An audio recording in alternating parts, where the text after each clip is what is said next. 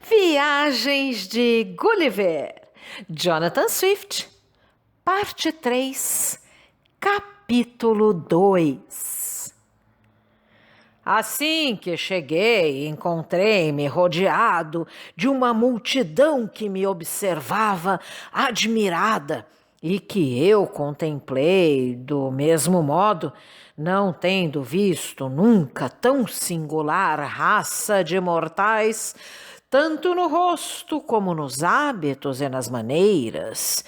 Inclinavam a cabeça, ora para a direita, ora para a esquerda. Tinham um olho voltado para dentro e outro para o sol.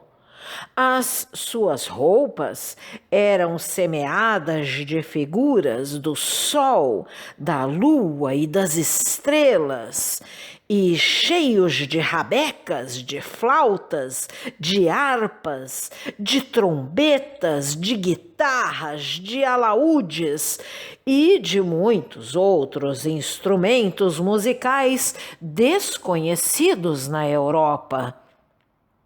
Vi em torno deles muitos criados armados de bexigas, ligadas com um malho na ponta de um pequeno pau, onde havia certa quantidade de ervilhinhas e seixinhos. Batiam de tempos a tempos com essas bexigas na boca ou nas orelhas daqueles que lhes ficavam mais próximos, e não pude perceber o motivo de tal hábito.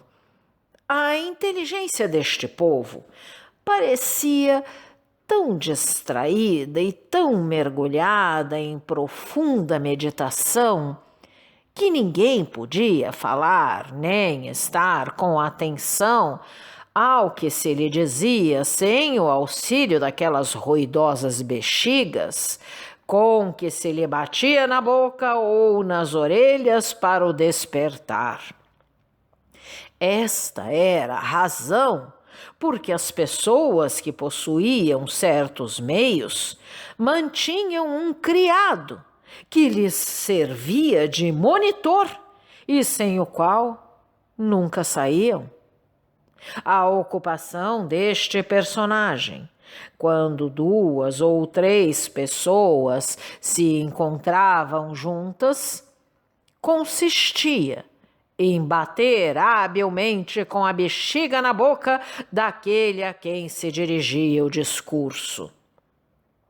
O monitor acompanhava sempre o seu amo quando ele saía e era obrigado a dar-lhe de quando em quando com a bexiga nos olhos, porque sem isso os seus grandes devaneios poluíam muita vez em perigo de cair em algum precipício ou de bater com a cabeça em algum poste, de empurrar os outros na rua ou de ser lançado em algum riacho.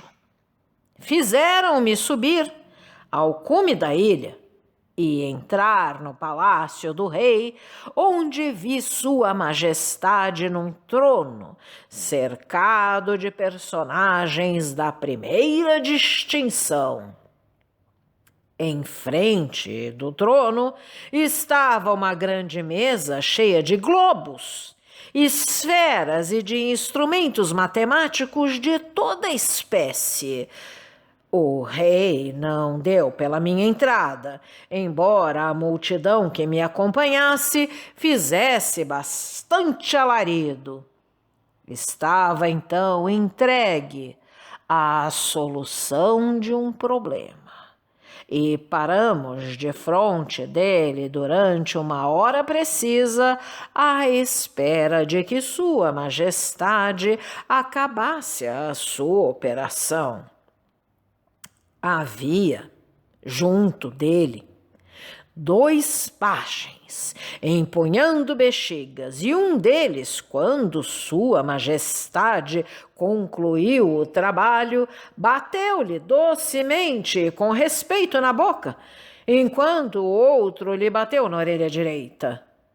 O rei pareceu, então, despertar, como que em sobressalto, e, circunvagando a vista por mim e pela gente que me rodeava, recordou-se do que lhe haviam dito acerca da minha chegada, poucos momentos antes.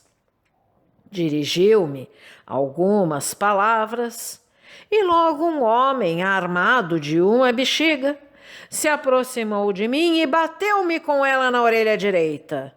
Fiz-lhe, porém, sinal de que era desnecessário ter esse trabalho, o que deu ao rei e a toda a corte uma elevada ideia acerca da minha inteligência. O soberano fez-me algumas perguntas, a que respondi sem que um e outro nos compreendêssemos. Em seguida, me conduziram a um aposento onde me serviram o jantar. 4 pessoas de distinção me deram a honra de se sentar perto de mim. Tivemos 2 serviços, cada um de 3 pratos. O primeiro era composto de uma perna de carneiro cortada em triângulo equilátero, de uma peça de boi, sob a forma de um romboide, e de um chouriço de sangue sob a de um cicloide. O segundo serviço foi constituído por 2 pratos semelhando rabecas, salsichas e linguiças que pareciam flautas e oboés, e um fígado de veado que tinha a aparência de uma harpa. Os pães que nos serviram tinham a configuração de cones, de cilindros e de paralelogramos. Depois do jantar, um homem veio ter comigo da parte do rei, com uma caneta, tinta e papel, e fez-me compreender, por sinais, que tinha ordem de me ensinar a língua do país. Estive com ele perto de 4 horas, durante as quais escrevi em 4 colunas um grande número de palavras com a tradução em frente. Ensinou-me também algumas frases curtas, cujo sentido me deu a conhecer, dizendo-me o que elas significavam. O meu professor mostrou-me em seguida, num dos seus livros, a figura do sol, da lua, das estrelas, do zodíaco, dos trópicos e dos círculos polares, dizendo-me o nome de tudo isso, assim como de toda espécie de instrumentos de música, com os termos desta arte relativos a cada instrumento.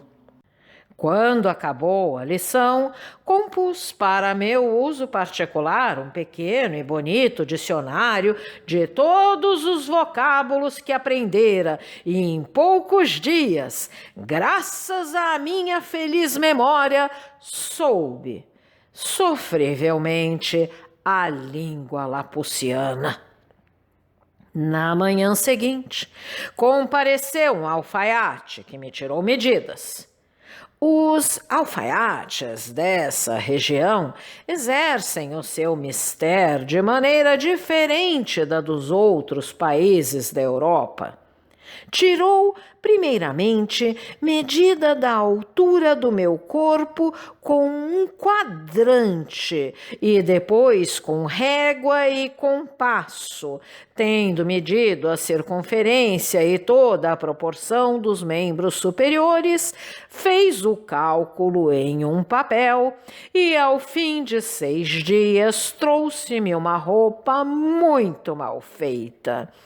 Desculpou-se, dizendo-me que tivera a infelicidade de enganar-se nos cálculos.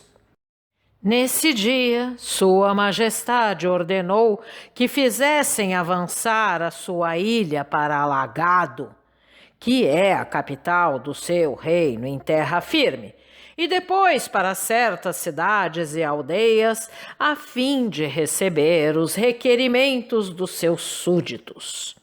Para esse efeito, deixou cair uma porção de cordéis com uma bola de chumbo na extremidade, com o fim de que o seu povo atasse aí os seus requerimentos, que eram puxados depois e que no ar davam a aparência de papagaios.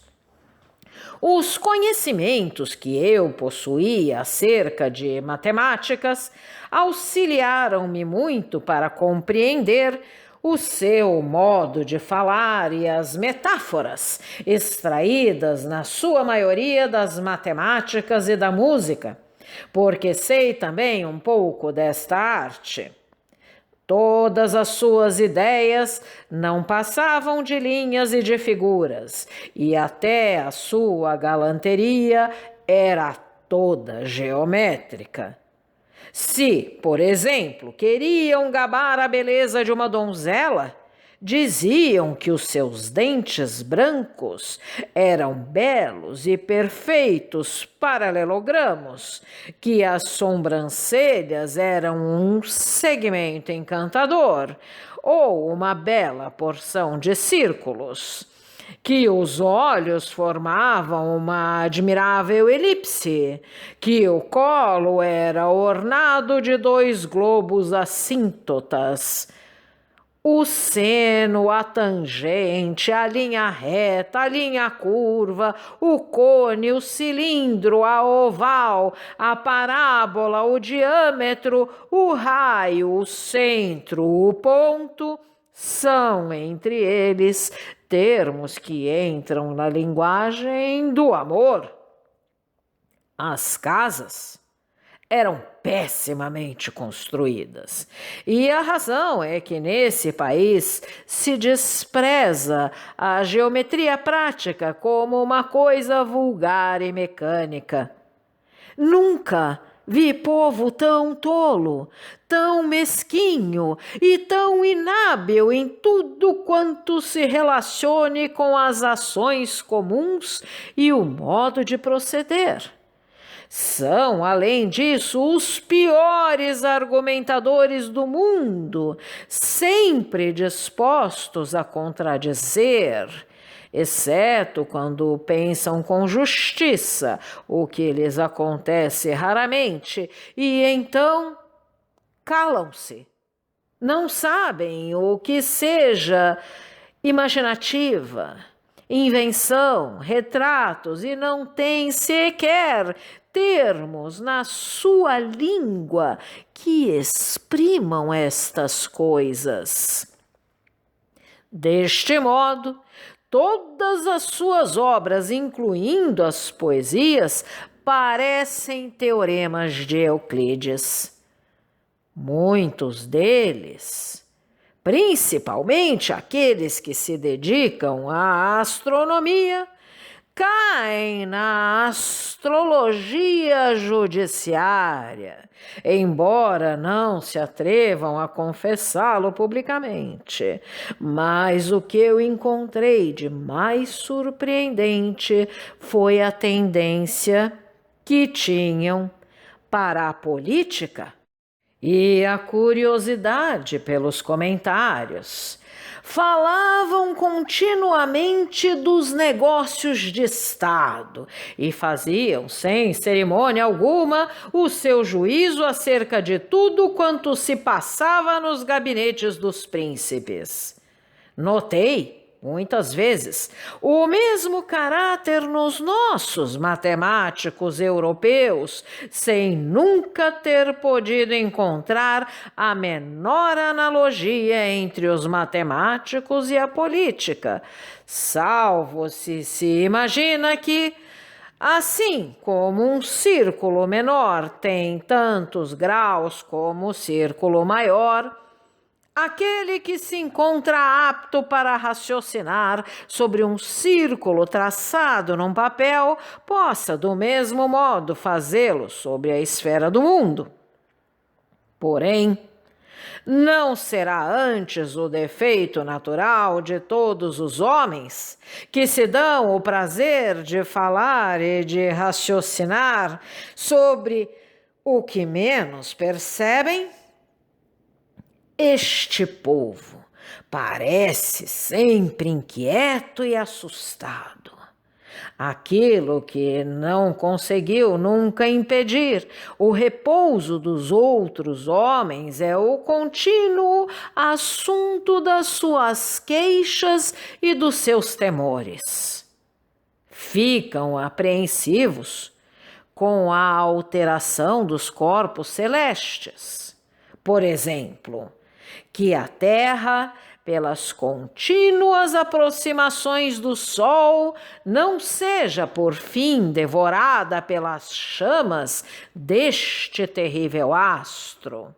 Que esse archote da natureza não se encontre a pouco e pouco coberto de crosta pela espuma e não venha a apagar-se completamente para os mortais. Temem que o próximo cometa, que, consoante os seus cálculos, aparecerá dentro de 31 anos, com uma pancada da sua cauda, fulmine a Terra e a reduza a cinzas. Receiam ainda que o Sol, à força de espalhar os raios por toda parte, venha a gastar-se e a perder completamente a sua substância. São estes os receios e as inquietações que lhes tiram o sono e os privam de toda espécie de prazeres.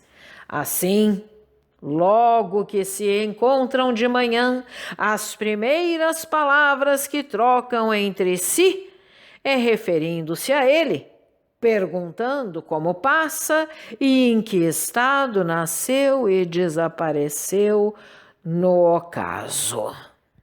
As mulheres desta ilha são muito vivas, desprezam os maridos e são muito amáveis com os estrangeiros, de que há sempre um considerável número na comitiva da corte. É também entre eles que as damas da corte escolhem os seus amantes.